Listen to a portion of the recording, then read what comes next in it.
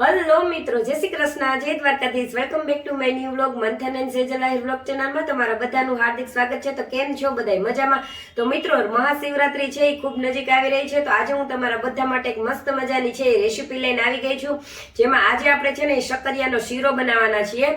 એ શીરો એ રીતના બનાવશું કે જેમાં આપણે ઘણીવાર છે ને એને બાફવા પડતા હોય, એના રેશા કાઢવા પડતા હોય કે એને શેકવાની કોઈ જ ઝંઝટ વગર છે આજે આપણે શક્કરિયાને બાફવાની ઝંઝટ વગર જ છે શક્કરિયાનો શીરો છે એ બનાવીશું. તો અહીંયા આપણે બાફવાની કે શેકવાની ઝંઝટ વગર જ છે શક્કરિયાનો શીરો બનાવવાના છીએ. તો એના માટે મેં અહીંયા છે એ 250 ગ્રામ જેટલા શક્કરિયા લઈ લીધા છે. એને મેં ધોઈ અને સાફ કરી અને પછી છે એ લઈ લીધા છે. તો અહીંયા આપણે આ શક્કરિયાને છે એ આ રીતનો જે આ ભાગ હોય એને આપણે કાઢી લેશું અને આને આપણે શાલ ઉતારી લેશું. શક્કરિયા છે ને એની શાલ ઉતારીએ ને પછી એને આ જ રીતના આપણે છે એ નથી રાખવાના, નતર છે ને આપણે શાલ ઉતારીની ભેગા શક્કરિયા છે એ કાળા થઈ જતા હોય. તો આ રીતના શક્કરિયાની શાલ ઉતારી અને આપણે શક્કરિયાને છે એ પાણીમાં આ રીતના રાખતા જવાના છે જેથી એ કાળા ન થાય. તો આપણે બધા શક્કરિયાની શાલ છે એ ઉતારી લેવાની છે. તે ઉતારી લેશું પહેલાં. તો આપણે બધા શક્કરિયાની શાલ છે એ ઉતારી લીધી છે. હવે આપણે આ શક્કરિયાને છે ને એ આ રીતના કટ કરી લેવાના છે.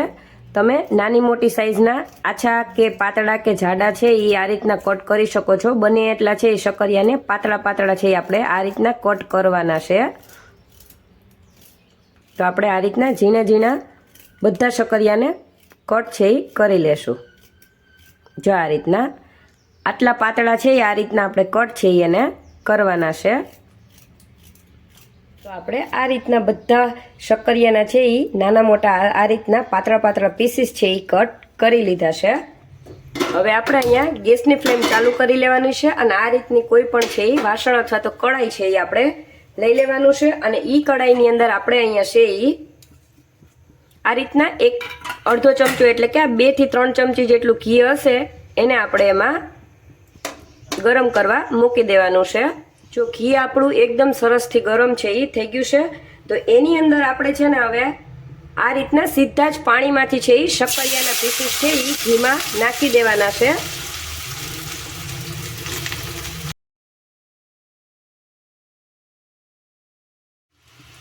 હવે આપણે એને આ રીતના હલાવી લેશું. ગેસની ફ્લેમ છે ને એ આપણે ફૂલ જ રાખવાની છે અને શક્કરિયાને આપણે આ રીતના મિક્સ કરી લેશું અને હલાવી લેશું.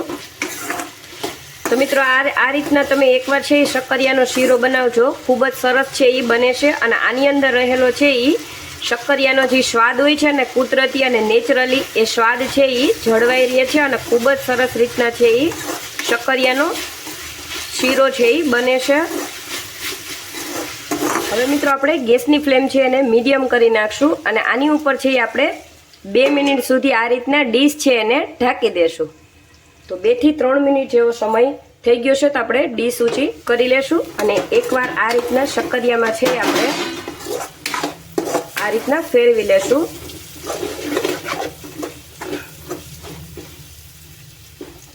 જો મિત્રો તમે શક્કરિયાના છે ને નાના નાના પીસીસ કટ કર્યા છે ને એ અકોર્ડિંગ છે એ તમારે આ રીતના પ્રોસેસ છે એ કરવી પડશે. નહીતર જો તમે મોટા પીસીસ અને જાડામાં કર્યા છે ને તો આને આ રીતના ચડવામાં છે એ થોડીક વાર લાગશે. તો આપણે 2 થી 3 મિનિટ જેવો છે એ ખાલી ડીશ રાખેલી હતી ત્યાં આપણા શક્કરિયાના પીસીસ છે એકદમ સરસથી આ રીતના જો આ રીતના તમે ચમચો કરશો ને ત્યાં એ એકદમથી સરસ પોચા છે એ થઈ ગયા છે.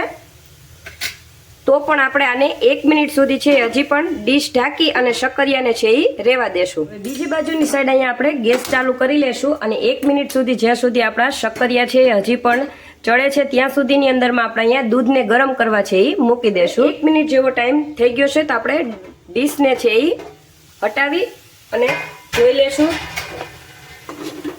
તો તમે જોઈ શકો છો કે આપણા શક્કરિયા છે એ એકદમ પોચા છે એ થઈ ગયા છે. તો હવે આ સ્ટેજ ઉપર આપણે છે અહીંયા આ ભાજી મેશ કરવાનું જે આવે ને એને આપણે લઈ લેવાનું છે. ગેસની ફ્લેમ છે એને સાવ સ્લો જ રાખવાની છે અને આને છે આપણે આ રીતના શક્કરિયાને મેશ કરી લેશું એકદમથી સરસ. તો આ રીતના છે થોડીક જ વારમાં છે ને મિત્રો તમે શક્કરિયાનો શીરો છે એ તમારે ના તો એને કુકરમાં બાફવાની ઝંઝટ રહેશે કે ના તો તમારે છે એને બાફ્યા પછી છે એમાંથી રેશા કાઢવાની કોઈ ઝંઝટ વગર એકદમ સરસ રીતના છે એ શક્કરિયાનો શીરો છે એ બની જાય છે અને ખૂબ જ જલ્દી છે એ ઓછા સમયમાં બની જાય છે અને એનો ટેસ્ટ છે એ ખૂબ જ સરસ આવે છે. તો આ રીતના આપણે શક્કરિયાને છે એ મેશ કરી લીધા છે. તો તમે જોઈ શકો છો. જો હવે આપણે આ રીતના શક્કરિયાને મેલ્ટ કર્યા બાદ મેં અહીંયા 1 કપ છે એ ખાંડ લીધી છે, અથવા તમે જે રીતનું ગળ્યું ખાતા હોય એ રીતના તમારે સ્વાદ અનુસાર ખાંડ છે એને લઈ લેવાની છે અને આમાં આપણે મિક્સ છે એ કરી દઈશું એકદમ સરસથી. હવે અહીંયા મેં કાજુ અને બદામ છે એ કટ કરી અને લઈ લીધા છે. એમાંથી આપણે કાજુ અને બદામ છે એના આપણા શક્કરિયાના શીરાની અંદર છે એ આપણે નાખી દઈશું અને મિક્સ કરી દઈશું. તમે કાજુ બદામ પિસ્તા જે છે એ ડ્રાયફ્રૂટ આમાં નાખવા ઈચ્છતા હોય એ તમે આમાં નાખી શકો છો. અને અહીંયા આપણું દૂધ છે એમાં પણ 1 ઉબાલ છે એ આવી ગયો છે, તો તમે જોઈ શકો છો. તો હવે આપણા ગરમ એકદમ છે એ દૂધને આપણે આપણા શક્કરિયાનો શીરો છે એમાં નાખી દેવાનું છે.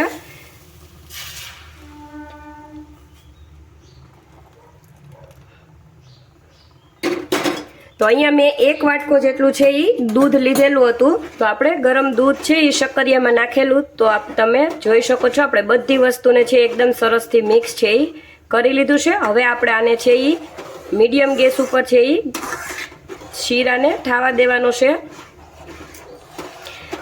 જો મિત્રો તમે ગરમ દૂધ નાખશો ને તો આપણા શીરાનું ટેમ્પરેચર છે એ એકદમથી જળવાઈ રહેશે. અને ઘણીવાર જો તમે ઠંડુ દૂધ નાખશો ને તો આને ઉકળતા છે એ શીરાને બહુ વાર લાગશે અને થાતા પણ વાર લાગશે. અને તમે કાચું દૂધ નાખશો ને શીરાની અંદર તો તમારો શીરો છે એ એકદમથી ચીકણો છે એ બનશે.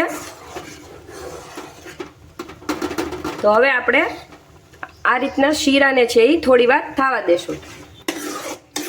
તો 2 થી 3 મિનિટ જેવો સમય છે એ થયો છે અને આપણું દૂધ છે એ શીરાની અંદર એકદમ સરસ મિક્સ થઈ ગયું છે અને દૂધ બધું છે એ બળી ગયું છે. તો તમે જોઈ શકો છો છે ને મિત્રો એકદમ ઝડપથી તમારે ના તો શક્કરિયાને બાફવાની કોઈ ઝંઝટ રહી, કે ના તો એને શેકવાની, કે ના તો એના રેશા કાઢવાની કોઈ જ ઝંઝટ વગર જ છે એકદમ સહેલાઈથી તમે શક્કરિયાનો શીરો છે એ ખૂબ જ ઝડપથી ઘરે છે એ બનાવી શકો છો.